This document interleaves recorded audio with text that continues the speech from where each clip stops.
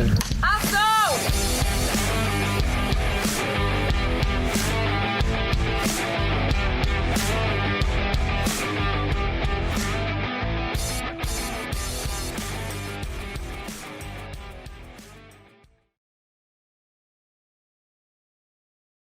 Uma boa dublagem é uma dublagem no que diz respeito aos atores, né? Há uma voz adequada para aquele personagem, que significa uma voz que tem um timbre semelhante ao original, que a idade seja apropriada, não do ator que dubla, mas do timbre que ele tem, porque às vezes isso não quer dizer a mesma coisa. Você pode ter uma pessoa mais velha dublando alguém mais novo e vice-versa. Uma dublagem que respeita o que o ator original propõe, não desvirtua o que ele está fazendo, né, que segue a partitura que o ator criou originalmente, que não fique maior do que ele, né, que não fique, o fulano está mais do que o personagem lá. Então que você seja humilde o suficiente para entrar no que outra pessoa propôs, mesmo que seja diferente do que você como ator faria naquele personagem. E por incrível que pareça, falar, mas já está lá, a gente pode desvirtuar sim. Eu posso fazer maior do que o cara fez, eu posso deixar ele mais engraçado do que ele é, eu posso deixar ele com menos energia do que ele tem. A voz consegue dar várias características que mudam, podem mudar a energia de um personagem. Então, assim, respeitando o que o ator original fez, mas, ao mesmo tempo, imprimindo a nossa cara. Então, eu preciso de um bom ator, com uma excelente leitura, com uma excelente dicção, com maleabilidade, que seja versátil para transitar rapidamente pelas emoções. Basicamente o que a gente espera de uma boa interpretação. Reflexo, concentração. Isso eu acho que, de uma forma mais generalizada, já engloba outras coisas que são importantes. Por exemplo, uma boa interpretação. Mas você pode ser um puta ator de palco, mas de repente não ter uma agilidade, uma sensibilidade para poder captar aquela interpretação tão rapidamente, porque na dublagem não é no teatro que você lê um texto e decora e vai para casa e não sei o quê. E você tem que fazer tudo muito rápido. Então o dublador ele tem que ter essa capacidade de interpretar, de sincronizar, mas com sensibilidade, para poder captar tudo isso num tempo muito rápido. Para você conseguir tudo isso, você tem que ter primeiro uma boa orientação, né? Ou seja, fazer um curso de dublagem que se preocupe em te ensinar isso, para você ter esse cuidado com a naturalidade. Uma coisa que não se pode esquecer são sempre pessoas conversando. Então, não é você lendo um texto e encaixando na boca, não é isso. A dublagem boa são pessoas conversando. Então, primeira coisa, eu não posso nunca perder isso de vista. Eu posso estar lendo o texto e tentando sincronizar com a boca. Mas, na verdade, eu estou fazendo o quê? Eu estou recriando o que o cara fez lá, só que no nosso jeito de falar. E são pessoas conversando. Pode ser um desenho, pode ser um filme. Pessoas conversando dentro daquele filme, né? Ou seja, se é um filme de terror, é de um jeito, se é uma comédia, é de outro. Então, tem que respeitar tudo isso. Mas eu tenho que estar ali ligado no que o cara fez e pensar que eu estou conversando. Então, isso é o que vai fazer a dublagem ficar boa. Agora, isso tem que ser ensinado. Ou seja, você não pode chegar uma pessoa e falar assim, dubla. O cara vai chegar ali e não sabe o que fazer. Então, eu tenho que dizer, olha, tá vendo aquilo ali? Olha lá a imagem, o que o cara está fazendo? Ó, como é que ele está falando? Aquela boquinha está batendo? Que palavra que pede naquela boquinha ali? Aí, você tem que ter esse cuidado todo. Se o cara consegue entender tudo isso e enxerga o que eu estou mostrando para ele, aí, óbvio que o cara vai conseguir entender e fazer bem feito. E vai ficar natural. Esse é o nosso objetivo. Entre os produtos que a gente dubla, os principais são o reality, né, os realities, as novelas, mas basicamente atores, live action, animação e reality, onde não são atores, são pessoas que não têm um roteiro dramatúrgico para seguir, são depoimentos espontâneos. O mais difícil em termos técnicos para mim é o reality, porque ele exige que você tenha um reflexo muito grande, uma capacidade de improvisação, é muito verborrágico sempre, então é sempre muito falado. Eu costumo dizer que é onde a gente afia os nossos instrumentos. A gente, no reality, tem a chance de melhorar a nossa técnica para poder se concentrar mais na interpretação quando você vai fazer os outros trabalhos, né, de dramaturgia. E entre o live action e a animação, a diferença é que a animação geralmente permite uma variação de voz maior. Você pode criar tipos, é mais caricato.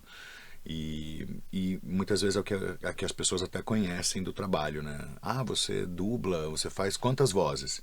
E muitas vezes isso não corresponde nem à nossa realidade de trabalho. Às vezes a gente tem uma voz só que a gente trabalha bastante.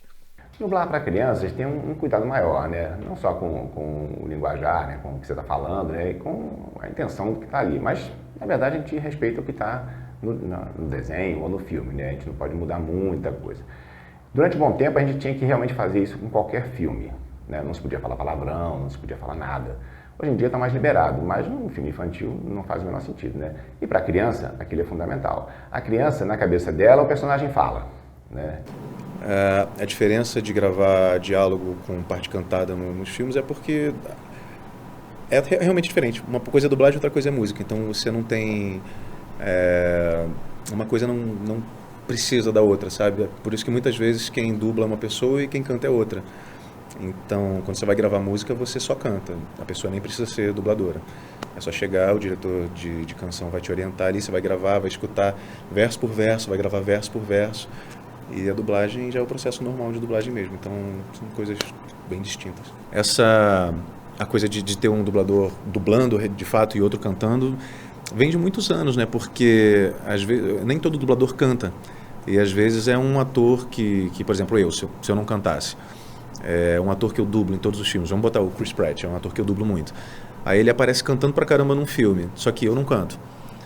Eles têm que botar uma pessoa que tem uma voz parecida com a minha para poder cantar, porque como é um ator que eu dublo, teoricamente eu tenho que dublar aquele ator. Mas se eu não canto, como é que faz?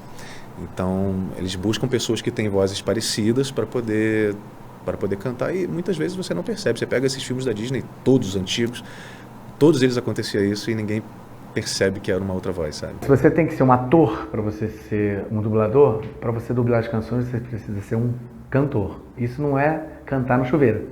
É ser um cantor que tem técnica e, de fato, de preferência até que tenha um conhecimento mais técnico, saiba ler uma partitura, tenha conhecimento musical. Não adianta você simplesmente chegar lá, eu canto legalzinho, você não vai conseguir, porque o trabalho no estúdio é muito rápido para você.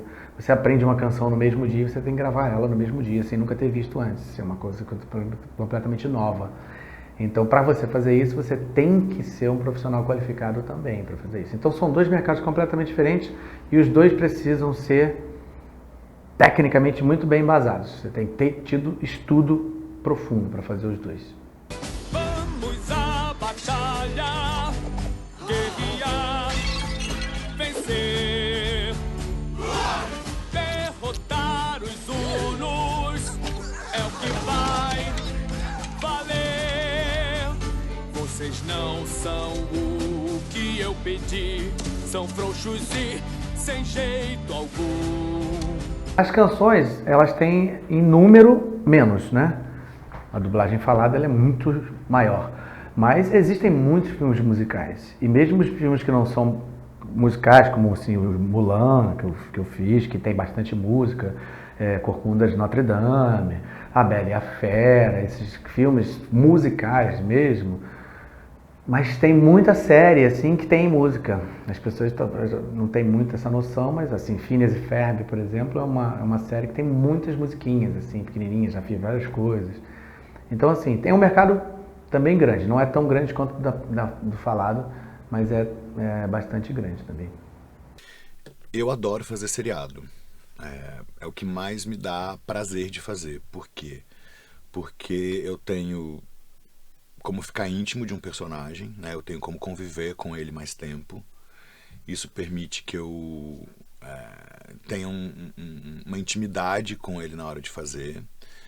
Isso me deixa, obviamente, mais em contato com uma obra durante um tempo muito grande e eu adoro fazer os arcos, geralmente, de interpretação. As situações pelas quais ele passa são muitas, são diversas, então você tem a chance de ter um arco de personagem muito amplo, né? Coisa que num curta, ou num longa, num filme único, é legal também, maravilhoso, mas aquele personagem você conhece, viveu, acabou. a série te dá a chance de experimentar muitas emoções diferentes e eu curto bastante fazer. Eu toco violino quando estou pensando e fico sem falar por uns dias. Isso te incomodaria? Quem pretende morar junto deve saber o pior um do outro. Eu fico brincando. Eu fiz o Sherlock em 2 seriados, né? 2 atores diferentes, 2 versões diferentes do Sherlock. Por coincidência, as duas. Não houve tipo, ele fez um Sherlock, chama ele pra fazer outro. Sabe assim? Não foram fatos totalmente isolados. Os 2 foram teste, né? Nenhum dos 2 eu fui escalado direto, né? Os 2 personagens tiveram teste. A gente faz isso, né? Alguns clientes pedem 3 ou 4 vozes que sejam adequadas para eles escolherem. E o Sherlock aconteceu isso. Primeiro eu fiz o do Cumberbatch e depois o Elementaríssimo. E eles, embora sejam o mesmo personagem, são 2 atores diferentes. Então, na verdade, o que me faz... A minha preocupação foi sempre tentar ser o mais fiel à energia daquele ator original. Porque, embora seja o mesmo personagem, são 2 leituras diferentes desse personagem por 2 atores muito diferentes. Embora o personagem seja neurótico do mesmo jeito, racional do mesmo jeito, os 2 atores são muito diferentes. Então, eu tento me apegar mais a essa energia do ator que está fazendo aquele personagem, para não imprimir exatamente a mesma coisa nos 2. Para mim foi, obviamente, mais desafiador, né? Porque eu ficava o tempo inteiro falando, gente, não pode ficar igual. Tem que ter alguma diferença. Já é a mesma voz, eu sou o mesmo ator também. Então eu tentei segurar na energia dos atores originais para tentar dar alguma diferença entre os 2. Isso aconteceu com outros personagens. Eu fico até brincando que com Jesus foi a mesma coisa. Eu já fiz Jesus em produções muito diferentes. Tipo, já fiz Jesus para um grupo religioso, então um Jesus bem clássico da Bíblia, e o Jesus do Mel Gibson lá, apanhando pra caramba, sofrendo, e a mesma coisa, né? A minha preocupação sempre é respeitar a partitura do ator original.